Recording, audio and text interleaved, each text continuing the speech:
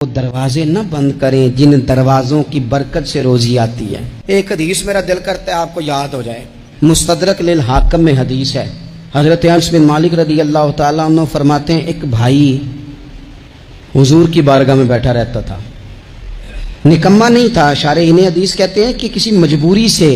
وہ کام نہیں کر پاتا تھا، یا کرتا تھا تو کام آگے نہیں چل پاتا تھا،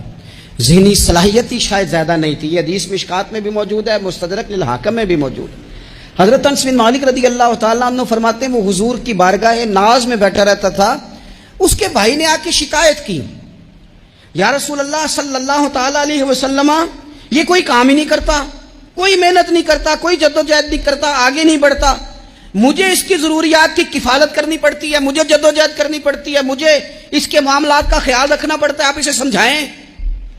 تو حضور نے بہت سارے لوگوں کو سمجھایا جو کام نہیں کرتے تھے۔ ہمیں سیاستہ میں وہ حدیث بھی ملتی ہے جس بندے کو نبی پاک صلی اللہ علیہ وسلم نے کہا تھا کہ تیرے پاس جو بھی گھر میں ہے لا، تو وہ پیالہ اور کمبل لائے تھے، حضور نے بیچ کے کہا تھا جا کلاڑا خرید کے لا اور لکڑیاں کاٹ کے تو بیچ کے اپنا اور اپنے گھر والوں کا پیٹ پال۔ یہ ساری باتیں اپنی جگہ پر یہاں نبی پاک نے ایک روحانی مسئلے کا حل بھی بتایا۔ اللہ کے محبوب علیہ السلام سے عرض کی حضور یہ یہیں بیٹھا رہتا ہے اور سارے ہی کام مجھے کرنے پڑتے ہیں۔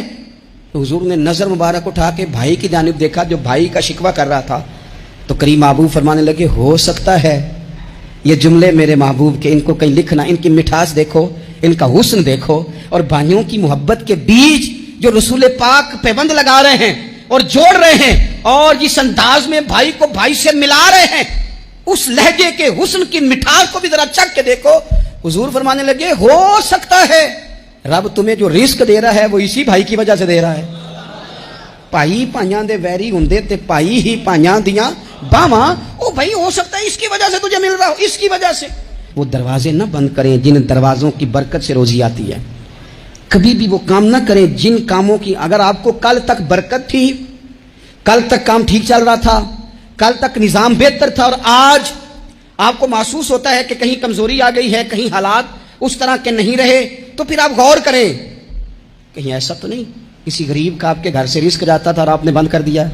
کسی کی مدد ہوتی تھی آپ نے بند کر دی، کسی کے ساتھ شفقت ہوتی تھی آپ نے بند کر دی، کوئی شخص آپ کی وجہ سے تسلی میں تھا اور پھر آپ نے اسے تکلیف میں ڈال دیا۔ اللہ کے محبوب نے فرمایا تمہارے کمزوروں کی وجہ سے تمہیں رزق دیا جاتا ہے، تمہارے ضعیفوں کی وجہ سے تمہیں رزق دیا جاتا ہے۔ تم نے تو ایک بندہ یہ کہہ کے نکال دیا کہ جا تیری تنخواہ میں نہیں دے سکتا، لیکن کیا پتا کہ اس کی تنخواہ کی وجہ سے ہی باقی سارا کچھ بھی آتا ہو، کیا پتا کہ اسی کے سبب سے اللہ انعام فرماتا ہو۔ لہٰذا ان روحانی مسائل کا بھی تھوڑا سا خیال کریں۔